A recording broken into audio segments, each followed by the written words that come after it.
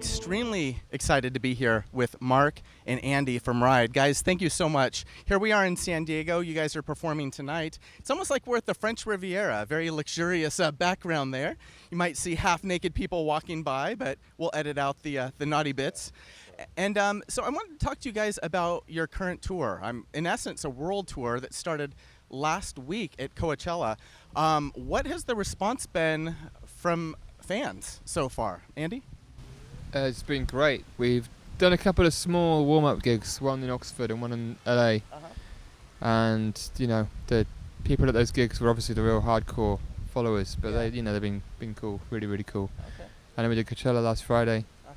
Yeah, I mean, that festival sold out before anyone knew who was playing, so we're in a way trying to convert people, but I think we did okay, you know, it seemed like we did okay. Well, in reading reviews of your guys' concerts, very well received critically and in terms of the fans. And for you, Mark, I mean, this tour, I mean, do you think it's met people's expectations so far? It seems to have, and we really hope it has, because obviously a good reason to come back and do this is to take things up another level, because we've been working hard to do that with a lot of rehearsals and stuff. But certainly, sort of going on from what Andy was saying, we also did the Warfield show in San Francisco, which was our biggest show apparently in America to date, and I think that's basically pretty much sold out. And Pomona was after that, and they were just off the wall. I mean, it was amazing. Yeah. I want to talk to you guys about the Warfield show, because I was actually there, and I was there, yeah, and it was awesome. And a lot of things. There's a couple things of note. Joel from Brian Jonestown Massacre jumping up on stage. He played a really mean tambourine there, Andy. What did you think of his tambourine skills? Yeah, it was pretty good. Yeah. Managed to kiss me full on the lips as well at one point. So okay. He's multitasking. Okay. Yeah. Well, and at the Warfield show, the fan response, I mean, it was just really amazing. The energy there. You guys put on an amazing show. And one of the tracks that you guys performed that I wanted to talk to you guys about, it's a track that apparently you guys hadn't played until like your earlier days. But I wanted to ask you about the cover of I Want to Be Your Dog. The crowd went wild when they heard that opening riff.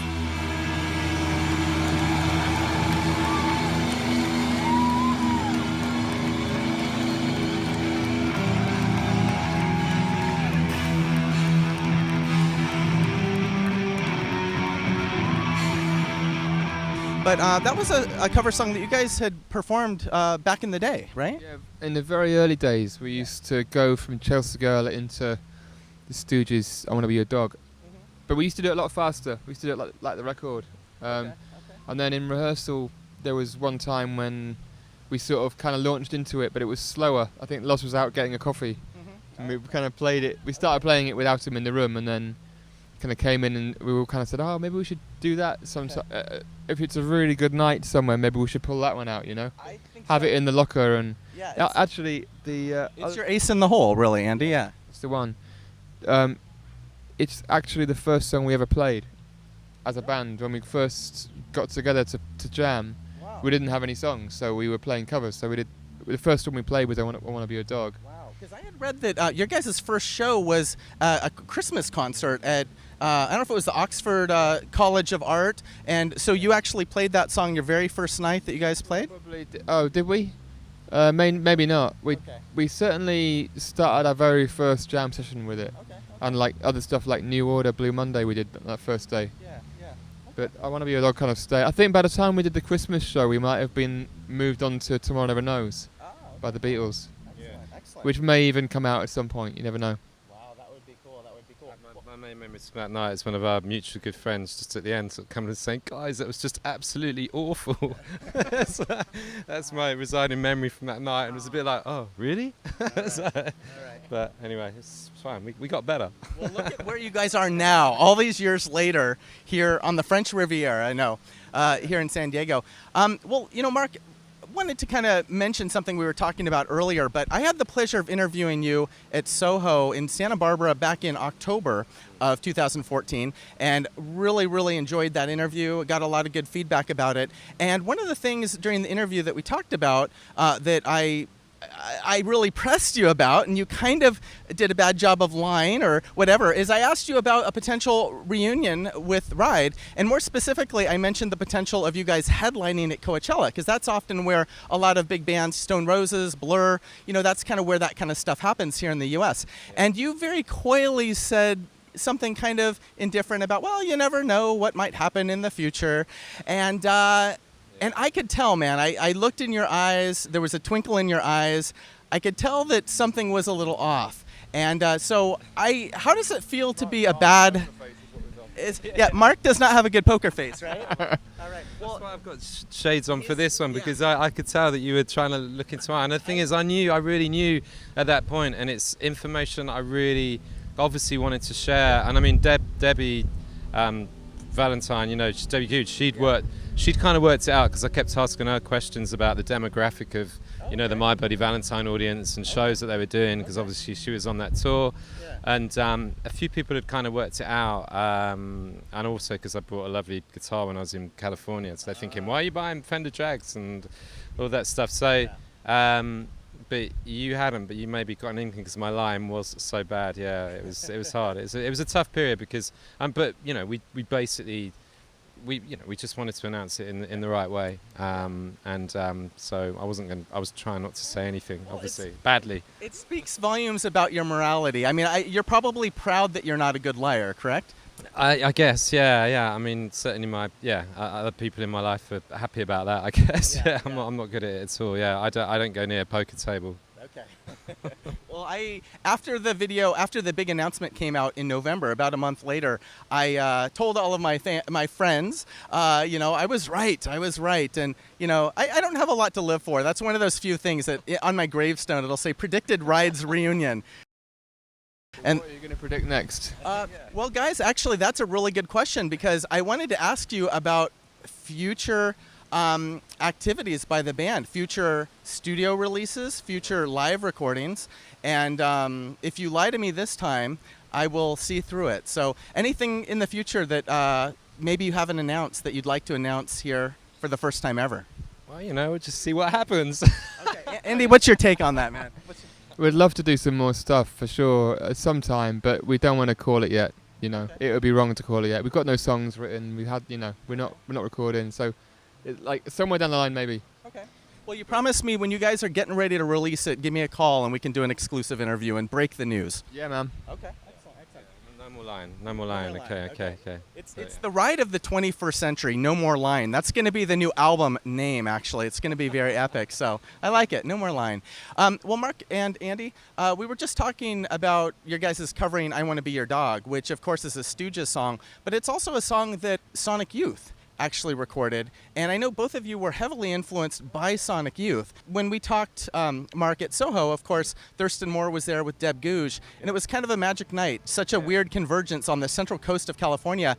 After you guys kind of got together, I know that you actually did a tour with the Thurston Moore Band in England a little, or in Europe a little bit. Yeah, well, Thurston sort of turned into, it was, for me, it was a bit like X Factor, and it was because obviously Thurston's a big sort of hero of mine, and but he kind of just came straight to the front and sat at the table after he'd eaten and just watched the show. So I just felt like I was just sort of playing to him, really. And then there was various other people, but it was nice. Yeah, he said it on the night, he thought it was lovely, and then I got the call 2 weeks later and just asked if I'd do his English dates. Yeah, so yeah, it was nice, and they went well. And did all of that actually happen because you guys were there at SoHo and you reconnected? I mean, it was exactly because of that night, yeah. And because he saw what I was doing with my loop pedals, battling away with all of that. So yeah, and that's exactly what happened that night. And it was pure chance that I think we were both booked in the same venue that night. I don't really know what happened, but yeah, it was a double booking, I guess. Yeah. You came on at 7, and then Thurston Moore Band came on at 9. And I mean, Lou Barlow was there opening up for them. It was the weirdest but coolest convergence of musicians that I've pretty much ever experienced. Yeah, because I'm a Sebadoh fan, and Lou Barlow. I mean, obviously the Dinosaur Jr. So yeah, and I'd met Lou sort of fairly recently too. So yeah, totally one of those strange things that happens like that, and obviously having Debs there as well from the Valentines, it was kind of and actually James, the guitar player, used to be in a band from Oxford called Naught. So I know James really well from Oxford, so there was like a sort of weird Oxford connection there as well. Wow. Yeah. I don't know. It's only in California, right? Yeah, exactly. That makes something something in the grass here. some type of grass or something. Yeah, I mean, it makes me appreciate being there all the more because of how special it was.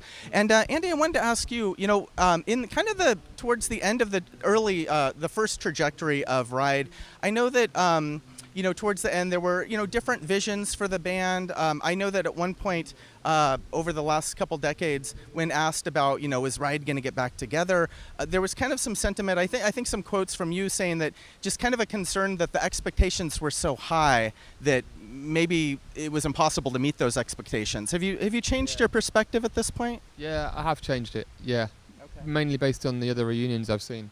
Okay. I mean, I've got older and more sentimental. Okay. But yeah, I did. There was a point where I thought it's not a good idea for any band to get back together, and at that point, I hadn't really seen many of my favourites get back together. I didn't understand the joy that it is for the fan to see, And since then, I've seen the Lars, the Valentines, the Roses, many great, love bands for me. Get back together and smash it with great shows. Yeah, and to critical acclaim, and the fans love it. Yeah, absolutely. It just felt like the Roses got together because they felt it was the right thing to do. Yeah. But within the four of them, and I think that's the case with us as well. Yeah. All right. Mark, what's your take on that too? Do you feel the same? Yeah, I do, because actually the people really called for this, and of course a lot of those people were just too young, would never ever have the opportunity ever to have seen Ride and a lot of those bands. So that's what you realise when you come back and play these shows, and you look at the audience and you realise that actually probably 80% are probably first timers, and we've been sort of sometimes saying on stage who was here the first time to so we can fill in our charts. Yeah, exactly. But I mean, you can see then that it's and actually a few people said to me when I was sort of doing my kind of like one-man bit around the place or whatever, some people when I was questioned, it was like, well, people said, well, actually, in some ways it's not even for you, it's like it's for us, all the people that can never see your band. And that's true. So you're doing it out of the kindness of your heart, and the new, again, moral Mark Gardner, no line, giving to the fans selflessly. I have to say, in the last 2-3 years, I really started to feel a strong feeling that there was sort of unfinished sonic business with us, and I think I'd have really personally really regretted getting to later stage in life and thinking, why did we just never come and take this opportunity and play again? And in a way, I just feel quite blessed that we can do this. It's like the interest level's amazing, and just on a personal level, I just love to feel the Ride vibe again, which is really special. And you really recognise that a lot more when you've been a free bird for the last 10-15 years or whatever, just playing with lots of different people and working with lots of different groups. It's that's something really special, and I'm just very appreciative of the fact that I can feel that again now. Wonderful. Well, as Mark said, Andy, you two have, since the initial end of Ride's first run, gone on to do a lot of amazing stuff. One of which really stands out is your work with Oasis. And having toured with Oasis and done other musical projects, has that kind of put things into perspective? Like Mark said, given you just a sense of perspective that it made it a little more easy to bring back Ride and make it happen here in 2015? I love being in Oasis. Okay. Awesome. I had a fantastic time with them. That was really cool, and I'm happy this has kind of fallen into my lap in a way. It's been fantastic to be playing with these guys again after so long. Okay. So I'm just kind of happy generally with the whole thing. Very cool. Well, that's great. And it's like sometimes things just that the fact that people are just actually brilliant musicians sometimes can get a bit overlooked in all of this kind of, these are back together, all those are not, whatever. I think. Since I met Andy at school, I just think, I just say that, Andy just deserves to be playing music forever, because he's like just a brilliant musician, and it's like that goes beyond any, whatever bands. It doesn't really matter. It's like as musicians and as musical people and people that love music, that's what you want to do, and and that's always, my challenge has just been to kind of, pay the bills, make a living from doing what I love doing, and that's what I'm still doing, and I'm just really happy with that, Andy, I mean, as Mark said, you guys, your partnership goes way back to art school. And going back then, I mean, did you ever think that, 30 years later, you guys would still be putting out wonderful music? We became friends at age 12, 13. Yeah, like back at school, not art school. So yeah, like long time.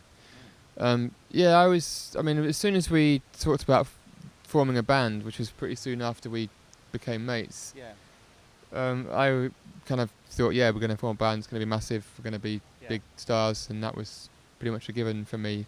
That was my little teenage confidence, but it actually happened to a certain extent, anyway. Yeah. Awesome. All right. Yeah, and ultimately that was my teenage kind of dream, but I wasn't possibly so confident of it, but it worked out. And but I'm so, you know, if had you not got those sort of dreams, I mean, you know, then it wouldn't have ever happened. And I think there's just always been something where you can kind of believe that this could happen, and it's great. It's a beautiful thing. Wonderful, guys. Well, we wish you all the best on your current world tour, and we look forward to potentially seeing some more wonderful things coming out of this partnership between actually the four of you guys. So thanks so much for your time. We really appreciate it. Thanks, guys.